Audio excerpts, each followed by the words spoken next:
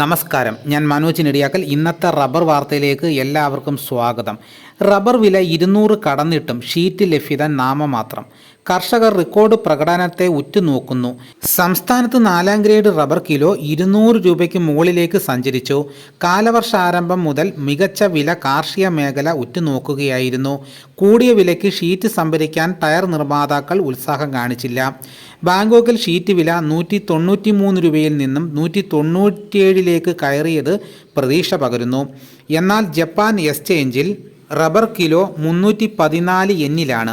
സാങ്കേതികമായി വീക്ഷിച്ചാൽ 326 മുതൽ 337 യെന്നിലേക്ക് സഞ്ചരിക്കാൻ റബ്ബർ ശ്രമം നടത്താം.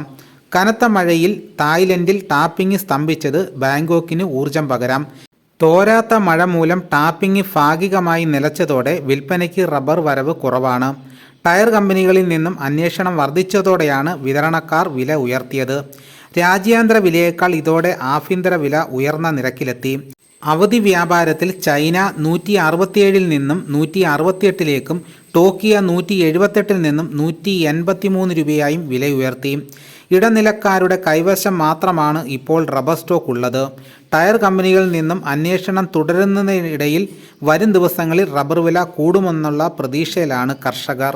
അപ്പോൾ ഇതാണ് ഇന്നത്തെ റബ്ബർ വാർത്തകൾ. ഇതോടുകൂടി വീഡിയോയുടെ പൂർണ്ണമാകുന്നു. വീഡിയോ ഇഷ്ടമായെങ്കിൽ ഒന്ന് ലൈക്ക് ചെയ്യണം. നിങ്ങൾ ആദ്യമായിട്ടാണ് ഈ ചാനൽ കാണുന്നതെങ്കിൽ ഒന്ന് സബ്സ്ക്രൈബ് ചെയ്യാൻ മറക്കരുത്. മറ്റൊരു വീഡിയോയുമായിട്ട് ഉടനെ ഞാൻ എത്തും. എല്ലാവർക്കും എൻ്റെ നന്ദി.